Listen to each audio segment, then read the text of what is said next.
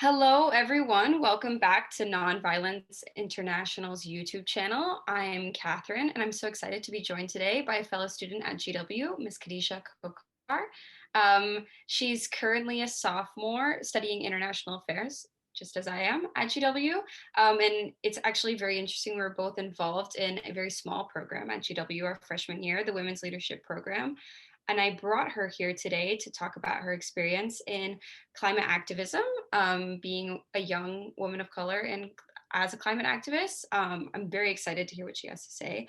And the first time we met, actually, Khadija was speaking on a panel with Miss Greta Thunberg, and she was a freshman. So this is like the first week and a half of school, and my friend is like, oh yeah, that's my roommate. I'm like, she just got to GW, like how is she doing this? And she was, before COVID, a lead at the DC climate strikes. She co-founded the 0 Hour DC, and she now works at the National Zero Hour Movement as a social media lead and part of communications. So I'm so excited to hear what she has to say. And before we start and through introductions, can you just start telling us about how you first got involved in climate activism and why you found it was your place for you? So actually 2 years ago today, wow, March 15th, right?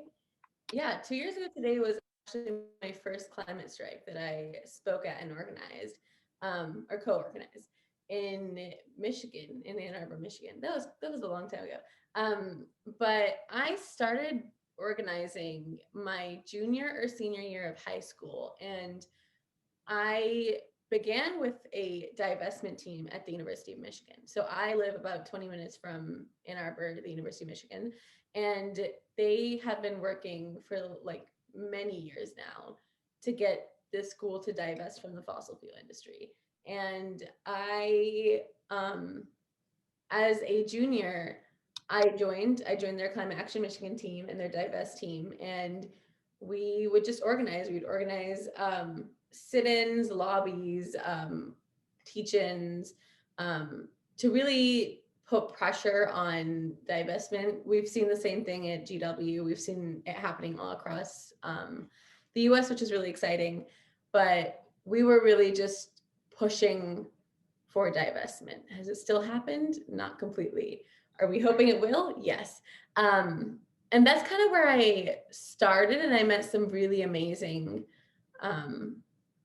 organizers who were college students. They're all in different fields. A lot of them were like ecologists. Some of them were just like, most of them were actually in the environmental field. I didn't meet very many who were studying political science. But I have always been more interested in the policy side of like the climate crisis, and like the systems, like understanding and dismantling those systems that are allowing us to feed off and thrive off the harm we're putting in this earth. And so I started there, and then from that, the same group of people, we kind of pooled into organizing the climate strikes. So as I mentioned at the very beginning, March 15th was the first climate strike we ever had. And that's kind of where I realized that like, oh, I really want to do this. We had like 3-4 months of organizing before then, or planning everything. We had some amazing speakers. We had a strike, and then we lobbied right into the president of the US, or the president of University of Michigan's office. And we had a sit-in overnight. So it's so cool. That's awesome. It was really inspiring. Like, so many amazing people were there, and it was a really empowering like time. And so that's when I was like, okay, this is something that I want to keep doing. Fast forward, I stayed with them until I graduated, and then moved to DC, working on more divestment actions, local organizing, mostly like town halls and stuff. And when I came into DC, I think by nature, I was just like fed into this pool of like youth organizers who were doing it for the national movement, mostly just because DC is just the nation's capital. There's so much happening. And even before I got there, people were organizing, and I just jumped into organizing for the September 20th climate strikes. So I don't know if you remember, but right after when you met me at the Amnesty Awards was, there were two strikes. There was one the week before with Greta, which some people might remember, and the other one was like the really big global strike in September 2020. And so I was very fortunate to be a part of that planning, from like planning out the route of the march to working on like getting speakers and making sure like the entire thing is going smoothly, and even talking at the strike. It was so cool. It was such a wonderful experience. But one thing that I had that really stuck with me was that I all of the organizers I was working with were very, very white. And I mean, it was not a very inclusive space for me. I also had some run-ins with some other orgs that were not so great. And I definitely felt gaslighted. I felt like my voice wasn't being taken seriously. And now when I think back to it, I'm like, oh yeah, there are most clearly so many microaggressions, so many things that I should have called out. And it's hard to call things out when they happen.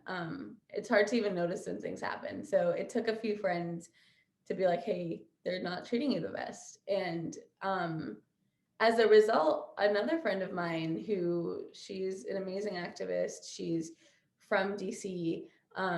She and I co-founded this org called 0 Hour DC. And 0 Hour DC is a sister chapter of 0 Hour, which is an international grassroots youth-led climate organization. And we really try to focus on these systems of power that are inevitably harming us and the planet. So we talk about the patriarchy, we talk about capitalism, we talk about the U.S. military complex. Like, we really go into the roots of these issues, and we talk about why are they affecting us the way they are. Because oftentimes when we have conversations about the climate crisis, we don't talk about these things. We don't talk about all these systems that are harming us. We only talk about the climate crisis as if it's like its own issue, where it's actually a very intersectional issue, and it has so much to do with the patriarchy, so much to do with capitalism, all these systems, like everything has a hand in what's going on right now. So what led me to 0 Hour was that it is predominantly women of color. It is very clear in their goals of taking down these systems. Like, that's a very clear mission of theirs. And when it came out, it was seen as like a very radical idea. But they're just an amazing organization, and I love everything they do. And I love the people I've met in it. And so when I was in DC, I actually started off by a friend of mine who is a part of 0 Hour. She was just like, hey, if you're interested, like, this is what 0 Hour is. And there was no 0 Hour in DC at the time. I mean, obviously, I just said I co-founded that. But so my friend Jancy and I, we made that like our goal. We were like, okay, so there aren't spaces for us, so let's create those spaces. Because I love that. That's amazing. Yeah. It was, and I think there's a lesson to that. I think that there's a power in creating a space for yourself. It is very hard to put yourself out there and be like, okay, I'm just going to do this. Like, a lot of it's just the first few steps, but I think there's a value in calling things out when they're off, and then being like, okay, I'll take charge. It's exhausting, and I think that shouldn't be on the backs of POC, BIPOC all the time. Oh, definitely not. But it is what it is. It's sometimes you just gotta stand your ground. You gotta do what you gotta do. And from my experience, I'm so happy I did that. We were able to frame and organize with 0 Hour DC exactly how we wanted it, what was kind of our goals from the very beginning when talking about the climate crisis. Because for us, it's beyond going vegan. It's beyond just recycling. Like, there's so much more that has to do with it. And it's beyond there shouldn't be putting the blame for the climate crisis on individuals. It shouldn't be like, oh, because you're doing this, you're causing global warming, because it's actually industries and politics and so much that goes into it. And so we started GRDC, and one other goal that we had with GRDC is we really wanted to highlight and bring attention to the issues that were directly affecting DC, because I mentioned to you earlier, but a lot of organizers who come in to work in DC are actually from Virginia and Maryland, and we talked to some native DC youth, and a lot of them were like, we feel very excluded from these movements because they never talk about actual DC issues. They talk about national issues, and we don't really feel welcome because we are like, there were just so many complexities that were very evidently like something that we wanted to address. So we had to put our we had to postpone our org because of the pandemic, but we were planning around the Earth Day strikes, which were actually supposed to happen in April. And we were planning around those, and we were really planning around environmental racism and environmental justice and bringing a new theme to the issue. And I think that, especially when you look at a city like DC, there's a lot that's just swept under the rug regarding gentrification and regarding environmental racism. For example, like all of the trash from the Northwest and the Northeast quadrants is strategically shipped into landfills in communities of color across the Anacostia. So there's so much to unpack in, I mean, every single city, but DC is a prime example of like gentrification. It went from like 70% Black to like 40. And it's something that we don't talk about enough. And so we wanted to bring light to the issue. We wanted to talk about how the environment is disproportionately affecting POC, how Black Americans are 3 times more likely to die from air pollution. Black children are 37% more likely to get asthma at a young age. So there are so many indicators that are like, this is something that, like, even in DC, you can see it. You can see that, oh, the water in the Anacostia, like there have been issues with that. Oh, there have been so many struggles that we don't talk about because we don't see it in the Northwest. We don't see it right by the Capitol and the White House. So we really wanted to highlight those issues, and hopefully we will when we get back too. We've been on postpone, especially since we had just started, so we weren't as like strong enough foundation wise to continue while I was remote, and Jancy was also finishing up high school, so things just got really hectic. But yeah, it's really a space that we created with the intentions of moving it the direction that we felt was necessary, and it was created directly because those conversations and those spaces and that aspect of organizing wasn't ever addressed beforehand. No, yeah, I think that's amazing that you took the initiative to create the space with your friend. But also like, you shouldn't have to create those spaces, and at least you know that other people are going to come into that space feeling included because you had it established off of that. But now, something I guess I really didn't notice about Zero Hour is how it focuses on, like you said, all the systems that help have generated the climate crisis to begin with: the patriarchy, militarism, racism. And I think that a lot of people don't want to like combat those things because it seems like you're going against the cycle of the world. It's like everything revolves around capitalism and the patriarchy, and it seems almost like redundant to protest because it's like, how are we going to change the world? Come on, like I'm just going to sit here and recycle because that's really all that can change. So can you talk a little bit about how you still feel motivated and that you can make a difference, and why divestment, protesting, and other types of nonviolent resistance are important to actually making change? Of course. So one thing I would say is protesting is just the rear end of it. That's what people see. That's what people are like, oh, that's so cool, we're gonna protest. And it's always so exciting to see so many people come out. But that's usually the rear end of our organizing. Like that's, we lobby, we like to work on community building, and we like to, because a lot of times it seems like as youth, the only real thing we can do is bring attention to the movement.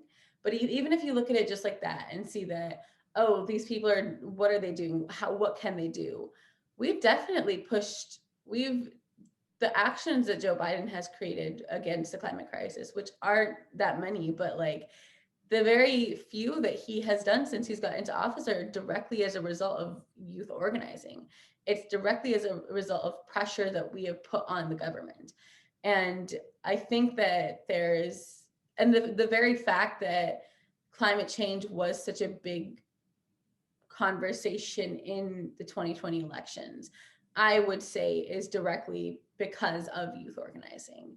And I think that it's very easy to seem hopeless, and it's very easy to get really overwhelmed because it is really overwhelming. There are all these issues, like you mentioned, there's racism, colonialism, patriarchy, the military complex, all these issues that it seems like we can't even, like, where do we start?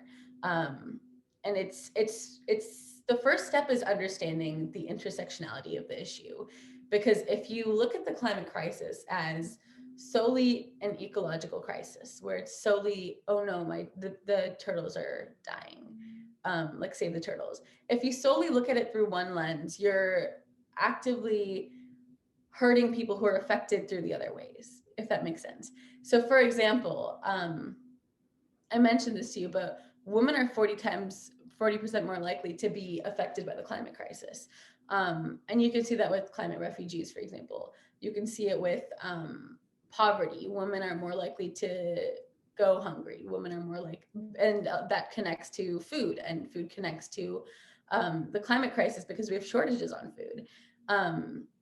And climate refugees are directly as a result of the climate crisis and changing weathers. And we can see that that is something that directly affects women because women are often left behind. So when you break it down, when you break down each of these individual issues and you look at, okay, but why? What do you mean that racism is affecting climate change? Oh, I mean that Black and brown people are disproportionately being affected. And this is how. Look at Flint, look at this, look at that.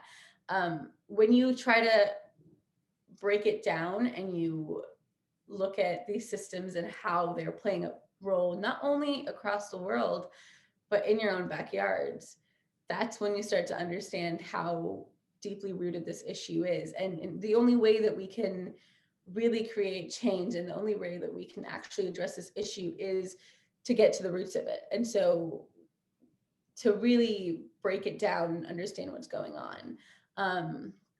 One thing that we really pushed for, and actually this summer I worked on a campaign that was sponsored by Zero Hour, was it was called Getting to the Roots of the Green New Deal. And it was a lot of community organizing. I worked for Detroit. I was the Detroit lead, and what I did is I would create town halls and I'd create all these community events where people from Detroit can come in and learn about the Green New Deal.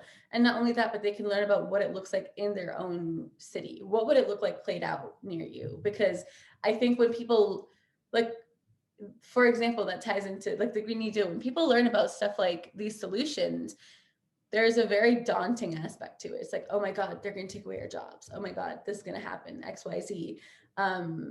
I also think it has a lot to do with misinformation because, Yes, of course, 100%.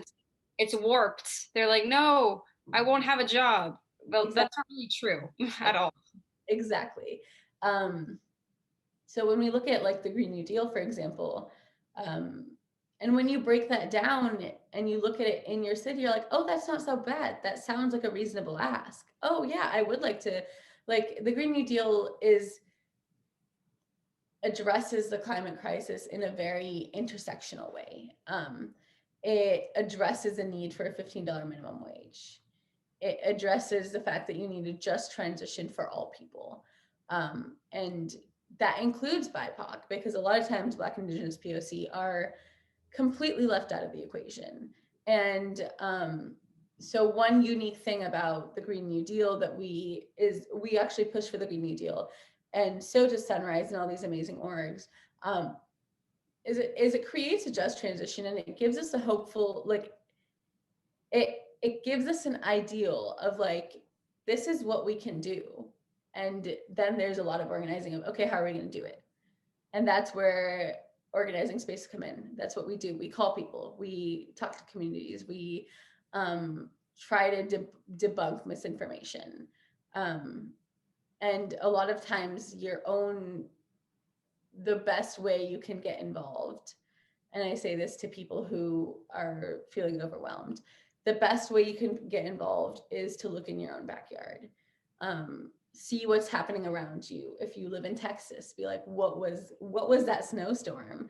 See what's happening. See the ecological changes, the subtle ones. Or see, like, I live right next to Ypsi, Michigan, which is a very it's a predominantly Black city, and you can just see the gentrification. You can just see there are concerns about water quality. You can just see that they live by power plants. I also live near Detroit, Michigan, where there have been school shutdowns because of the water quality. There are so many the housing crisis also plays into the climate crisis. Everything plays into each other. But like, look around you, just be like, what am I seeing near me that is kind of like, oh wow, that's an issue, and how can I start organizing around it? Reach out to those communities, create fundraisers if they need, see what these communities need. And that's really what the root of organizing is. It's mutual aid. It's working with it's working on the ground. It's working with people around you to create a change, a better change in any way you can. So that would be what I would say is the very core of organizing itself. And I think that when you do that is when you start to understand all these issues that are connected. When you look at these microcosms across the US, across the world, that's when it starts connecting. It was like, oh, and the US military, oh, and this, and this, and this, and it all just piles. And then you're like, oh, and all of these things are contributing to what we call the climate crisis. So when you break it down and you look at it through the lens of all these systems, and then also look at it through your own life, like, what are you seeing in your life being affected? That's when you start understanding what's going on. And that's when you can start, like, after you start understanding, what do? You start creating change. And how do you do that? You start organizing. But yeah, so it really just takes opening an eye. It's a very overwhelming conversation.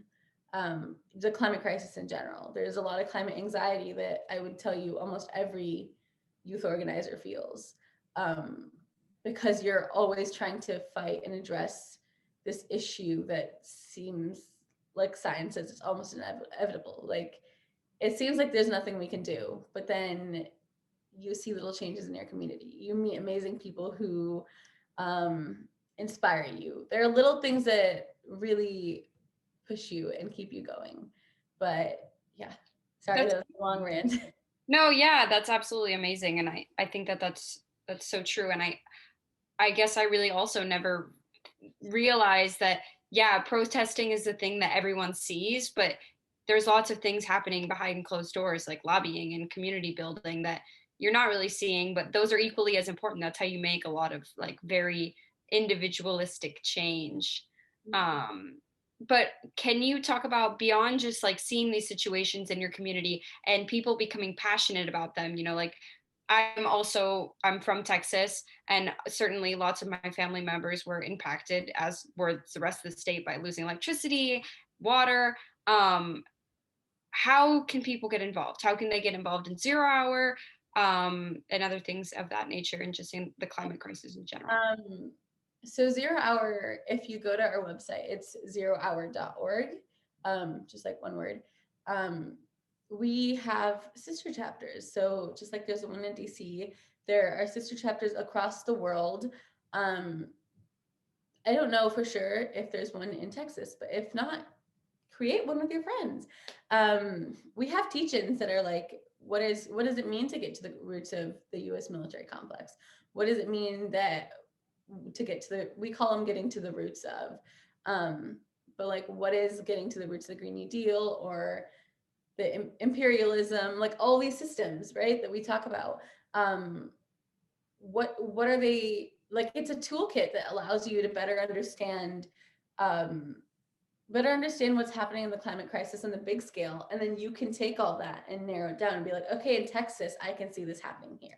Oh, I can see this, this, and this. I can see this with climate refugees. I can see this with housing, and whether you create an org yourself or whether you join another one, I'm sure there are amazing environmental orgs near you.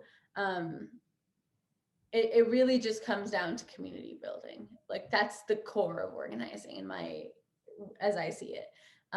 It comes down to organizing with your community, seeing the issue, addressing the issue. And the climate crisis is a type of issue that addressing it means you have to take it up to power. Because the people in power are the ones who are creating and keeping up these systems. Sorry, I say these systems a lot. But that's where public pressure comes in. That's where organizing around town halls comes in. It's where lobbying, sit-ins, having meetings with your community on what can you do, how can you do it. Like it's very unique to every single, that's the great thing about organizing. It's very unique to where you are. And not only that, it's very unique to what your interests are. You can be an advocate through art. You can make creative art that raises awareness to the crisis. You can make music. We have a music team. We have an art team. We have policy teams. So there's so many different routes that you can take when it comes to organizing that I don't want people to shy away from it thinking, oh, I'm not the person who can go and protest and speak in front of a bunch of people. Like that's not what organizing is. And organizing is what you make it to be. Organizing is how are you making your voice heard about this issue and what are you doing about it. And that can be through whatever you're interested in. If you're interested in art, join the art team. If you're interested in this, do this. But there are many ways you can get involved. And the first way you do that is to look in your community and see what's needed. See what are those issues, and then how can you address them? It's like, oh, maybe this is something the town hall would be interested in. Oh, this is something I should bring to like the city council. Maybe just say, maybe with schools, maybe start compost in schools. That's what one of the things I did when I was in high school is we tried to educate students, and we had compost machines, but we would go to each class and like ask for like 5-10 minutes and just be like, so this is what's going on. And this is why it matters that you take 5 seconds out of your day to compost rather than to put it in trash. But really understanding what are these individualistic issues, and also what is something that you're interested in. It should, although it is a very daunting, exhausting job, I would say. I mean, no one's getting paid. But it's also something we're all passionate for. It's something that I love doing. I love the organizing spaces I'm in. I love the people I'm with all the time and I'm meeting and I'm talking to, because we all feed off each other with our inspirations, with our hopes. And like I had a friend call me last night about her, an organizer called me last night about like some climate anxiety. Like we all have like this bond that we've created. And I think that there's a very terrifying idea of people are like, oh, I could never do that. Like, how do I get involved? I can't do that. Just the first thing you do is you just got to take the first step. You just got to find an org you're interested in, whether it's 0 hour. You just got to fill out the form on their page. You got to, I don't know, look at your community. Oh, I think this club has a cool thing I want to join, like my school's green club. Do it, get involved. And there's always place for organizing. There's always a need for organizing too. So do it out of passion. Do it through something you love. And whether that's environmental organizing, or whether that's talking about gun rights, or whether it's talking about feminism, do what you're interested in, because this is something, do something that you're passionate in, because it's a time consuming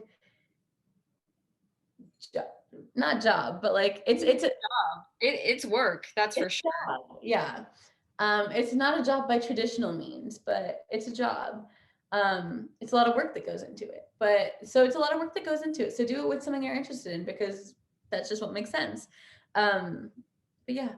Yeah, and I think that what you were saying, in that everyone has a place in organizing, whether you're an artist, you're a speaker, you are very passionate about divestment, and the whole, it's all multifaceted, just like nonviolent resistance, which is what exactly what we're about at Nonviolence International. Like, all of these things are so important, and it's important that everybody uses their strengths to take part in this form of dissent. So I wanted to thank you so much for talking with me today and coming to be a part of our Spotlight series. Thank you so much, Khadija. And Cool.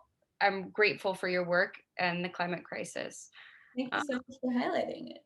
of course. And so thank you guys for watching this episode on the Spotlight series on Nonviolence International's YouTube channel. If you haven't seen any of the other lovely videos that we have available here, please feel free to check them out, and we will see you guys on another episode.